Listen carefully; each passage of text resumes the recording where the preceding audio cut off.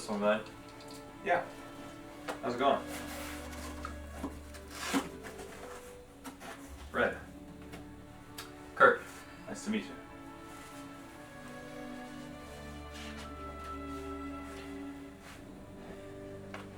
So, classes start Monday? Yeah, Monday.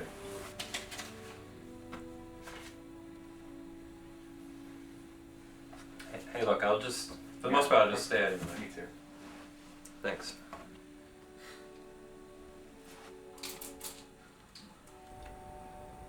I feel as though I'm almost at the point where I can talk about what's happened. Dr. Polk has been really helpful, and I wish I could still be having our sessions. But I agree with Mom and Dad. I need to get away from Love's Park. Every day, I'd see something there that would remind me of her. The coffee shop where we used to hang out, the track where I'd watch her run after school, places like that. I even started taking a different path to school, just to avoid seeing her farm. I should really stop this. These journals always seem to end up filled with memories of her. It's been a year. I need to move forward. This is really a new beginning for me. The less time I spend looking behind me at my past, the more I can focus on the future. That's what Dr. Polk always used to say. Hey.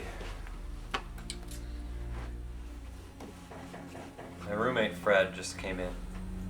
I'm still not sure what to make of him. It's been about 3 days, and we've barely talked to each other. I'm not really in a place to be opening up to someone I don't know. Maybe it's time I start to get to know some of the people around here. Yeah, I'm headed to Taco Bell. Can I get you something? Yeah, sure, I'll just have tacos. It's not much, but it looks like Fred might be opening up a little.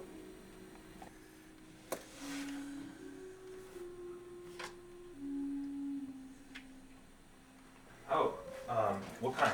What was it? The tacos, what kind did you want? I'm just going to cheese fed. Girlfriend? Oh, her? Well, yes, I mean, no, well, not anymore. Courtney, she died in a car accident last year. I'll be back with those, huh?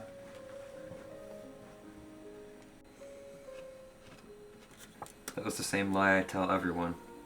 But that was the first time I didn't have to hear how sorry they felt for me. How she's in a better place. How they'd be there for me.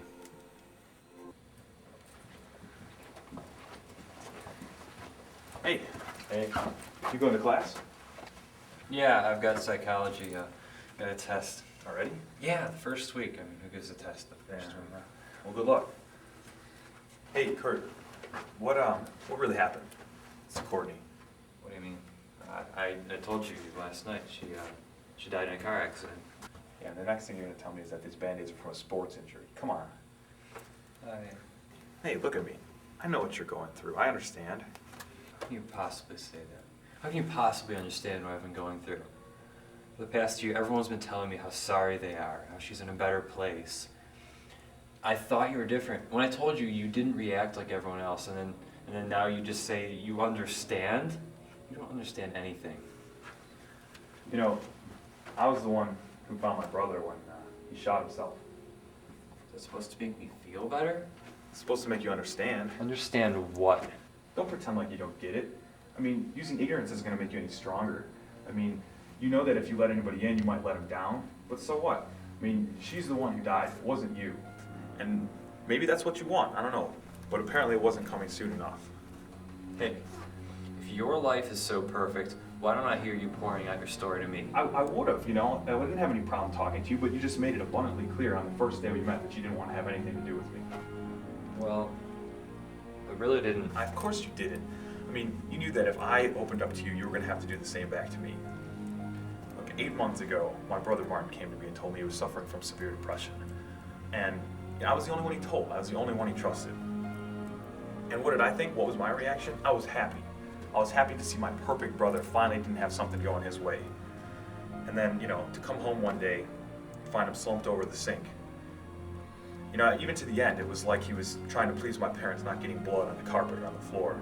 You know, and when people came to the house, nobody accused me. No one asked me if I knew anything about it or heard anything about it, because they didn't know the truth. But the truth is that every time someone told me how sorry they were or took pity on me, it was like a little piece of me was getting ripped out. So don't tell me that I don't know what you're going through or that I don't understand. The difference between me and you is that I never tried to end my own life. Yeah, I thought about it, of course, but it was Martin that died that day, not me. And you have to realize that you have to put those things in the past and start to let people in again. Okay, fine. It was heroin. I didn't realize how bad it was getting until it was too late. I mean, I had done a little bit of it myself, but I just wasn't as far along as she was. We'd made a promise to each other. We wouldn't let it get out of hand. But she lied to me. She tricked me. She didn't tell me how bad it was.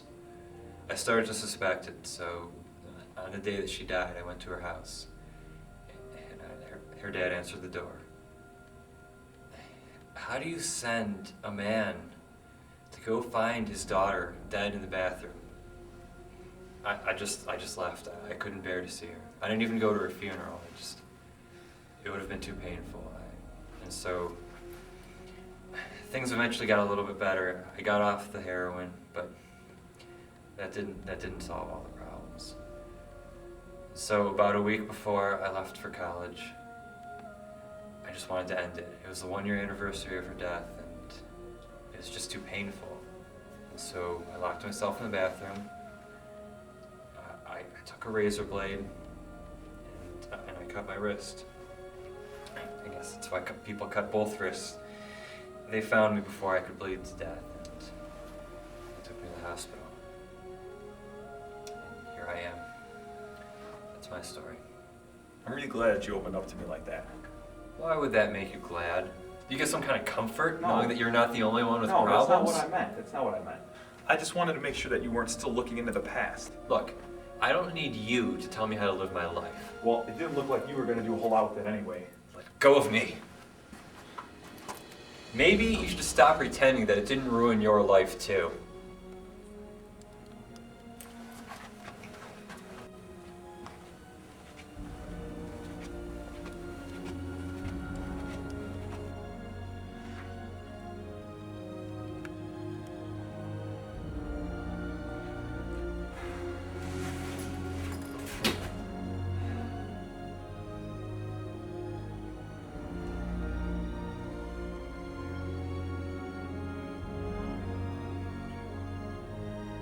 Sometimes I still wonder about that day.